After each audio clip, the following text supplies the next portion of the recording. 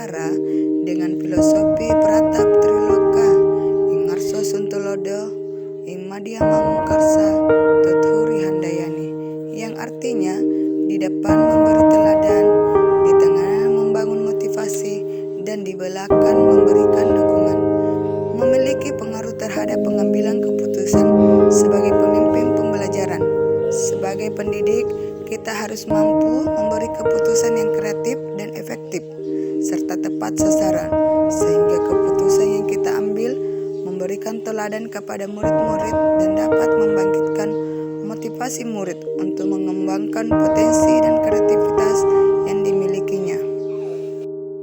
Sebagai pemimpin pembelajaran, hendaknya seorang pendidik atau panutan tertanam nilai-nilai kebajikan seperti cinta dan kasih sayang, kebenaran, keadilan, kebebasan, peraturan, toleransi, tanggung jawab, dan penghargaan akan hidup.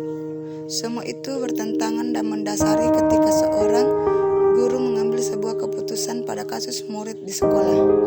Sebagai pendidik harus mampu membangun motivasi intrinsik dalam diri maupun bagi murid, serta mampu menanamkan nilai dan budaya positif melalui penerapan pengambilan keputusan sebagai pemimpin pembelajaran.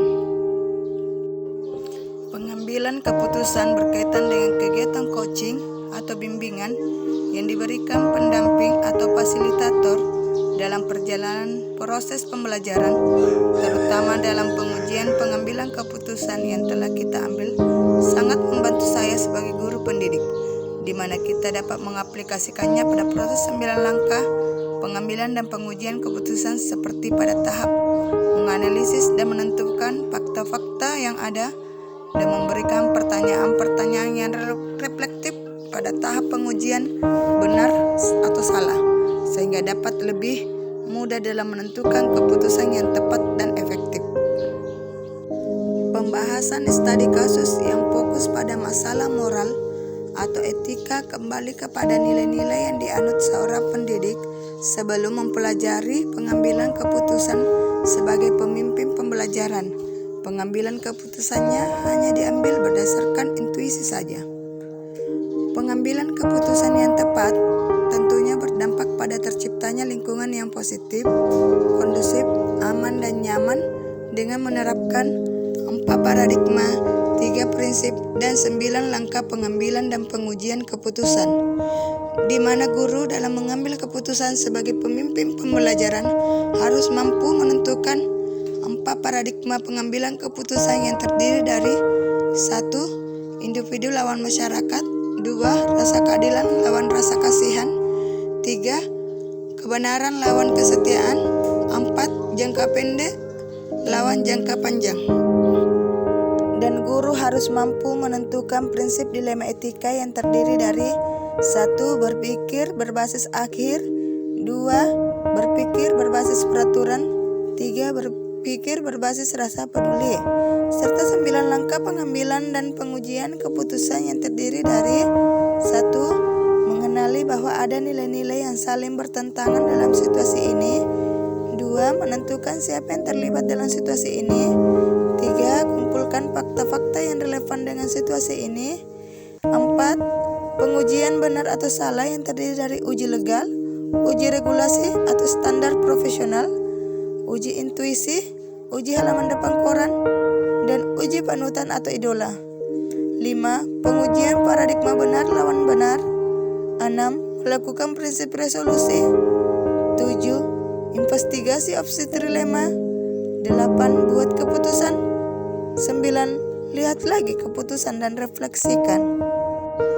Dalam menjalankan pengambilan keputusan terhadap kasus-kasus dilema etika, tentu akan ada kesulitan-kesulitan di lingkungan seperti menggunakan paradigma lama dengan menggunakan kekerasan fisik dan verbal. Namun jika kita mengimplementasikan pengambilan keputusan sebagai pemimpin pembelajaran, maka keputusan yang kita ambil tentu keputusan yang efektif. Keputusan-keputusan ini secara tidak langsung atau tidak langsung bisa menentukan arah dan tujuan inti institusi atau lembaga yang dipimpin, yang tentunya berdampak pada mutu pendidikan yang didapatkan murid kita. Sebagai kesimpulan akhir, dalam mengambil keputusan sebagai pemimpin pembelajaran harus mampu, di mana seorang pemimpin dalam mengemban salah satu tugas yang tersulit harus mampu mengambil suatu keputusan yang efektif.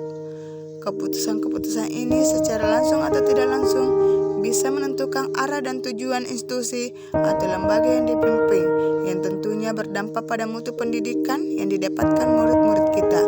Oleh karena itu, pengimplementasian pengambilan keputusan sebagai pemimpin pembelajaran harus mampu menerapkan 4 paradigma, 3 prinsip, serta 9 langkah pengambilan dan pengujian keputusan.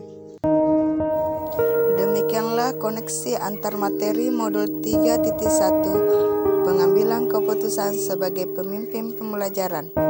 Terima kasih. Salam bahagia, salam guru penggerak.